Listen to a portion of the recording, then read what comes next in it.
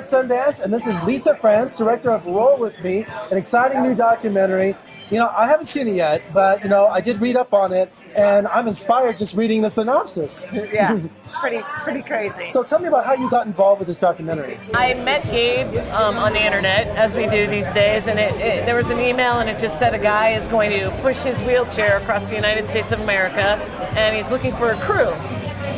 So I wanted to see if anyone had ever done that before, because that sounds pretty crazy, right? Mm-hmm. And no one had ever done it in a regular chair. Somebody had done it in a motorized chair, and I think some guys did it with like modified 3 wheels, extra wheel, but he was doing it in a standard wheelchair.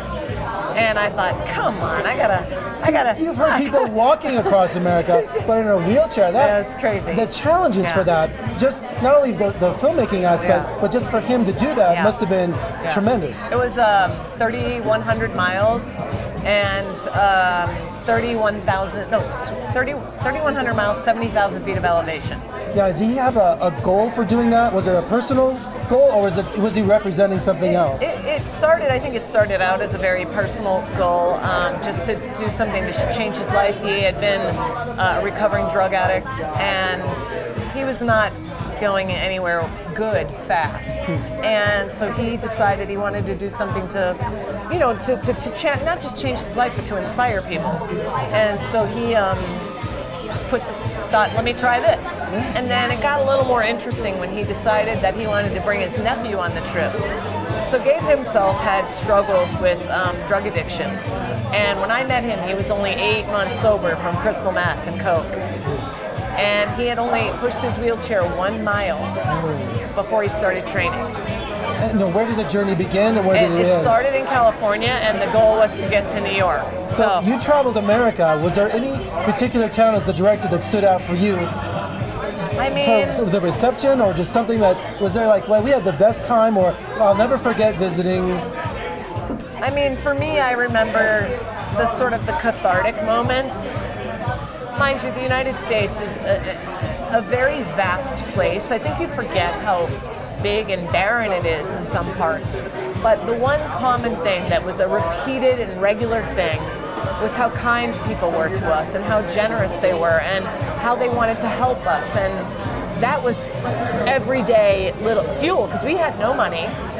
We went on a whim, and I just kept hoping, hopefully we'll get enough, to get there.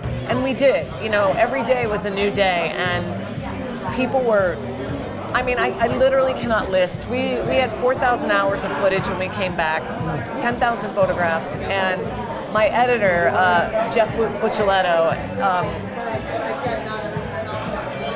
4,000 hours. That's a lot. And he had no assistant, he had no help, we had no story producer, nothing, and it was just the two of us. And he's here today, actually, and he's a saint, because the patience that it took. We had mixed media, so we had iPhones, Samsungs, GoPros, tapes.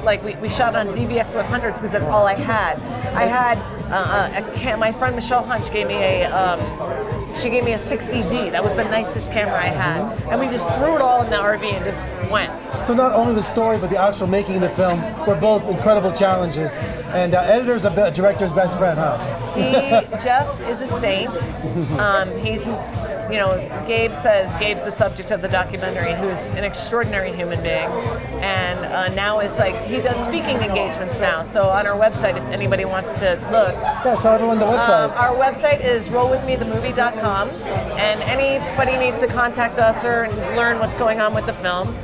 It is screening tomorrow here at Treasure Mountain Inn at 4 p.m. in the ballroom, and then again on Wednesday the 24th at Treasure Inn in the ballroom at 4:45.